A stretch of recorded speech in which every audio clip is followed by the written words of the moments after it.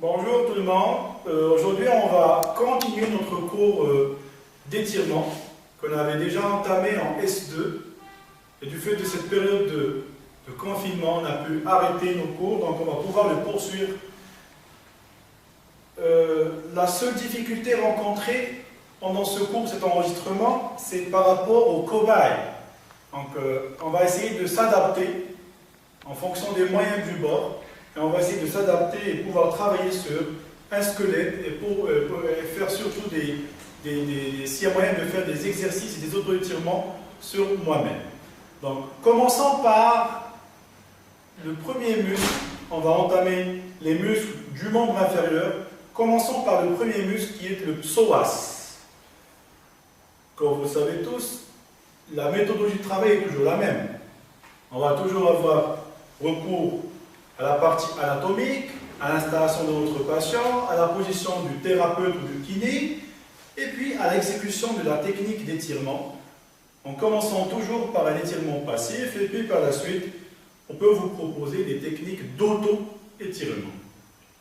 Donc, le psoas, c'est le muscle bien sûr de flexion qui assure la flexion de hanche. On ne va pas revenir sur le détail anatomique. Donc, le psoas est un muscle fléchisseur de la hanche. Sa mise en tension, son étirement, nécessite une installation en décubitus ventral. Donc la première manœuvre qui va être décrite dans ce cours, c'est l'installation en décubitus ventral. Donc je vais pouvoir réaliser ces techniques sur ce squelette. Donc je vais installer mon patient en décubitus ventral, tout en utilisant un coussin, comme d'habitude, qui sera positionné sous le bassin et bien précisément sous les épines iliaques antéro-supérieures afin d'éviter une cambrure lombaire assez importante. Le kinésithérapeute ou le thérapeute sera positionné homolatéralement par rapport aux membres et par rapport aux muscles à mettre en tension, qui est le psoas dans ce cas-là. Je vais réaliser mes prises et mes contre-prises afin de mener à bien ces techniques d'étirement du psoas. La prise sera réalisée au niveau du tiers distal de la face antérieure de la cuisse du patient. Donc ma prise avec la main contralatérale sera réalisée au niveau du tiers distal de la face antérieure de la cuisse et ma contre-prise sera placée au niveau de la face postérieure du sacrum et bien précisément au niveau de sa partie distale. Et ma contre-prise va se faire ou va s'appliquer soit avec la main homolatérale. Lorsque je parle de la main homolatérale, c'est par rapport au membre du patient à étirer. Donc, on est sur le membre inférieur gauche, la main homolatérale du kiné, c'est la main gauche. Donc, la contre-prise sera placée sur la face postérieure du sacrum au niveau de sa partie distale. Sinon, il y a moyen de réaliser cette contre-prise par la face antérieure de l'avant-bras. Compte tenu de la position du thérapeute qui doit préserver sa colonne, ses genoux et sa nuque. Donc on se met en position fléchie au niveau des genoux, comme vous l'avez vu dans vos cours de manutention. Je me place en banquette, je préserve et ma colonne vertébrale lombaire, thoracique, ma région cervicale. Ma contre-prise sera placée au niveau de la face postérieure du sacrum, surtout au niveau de sa partie distale.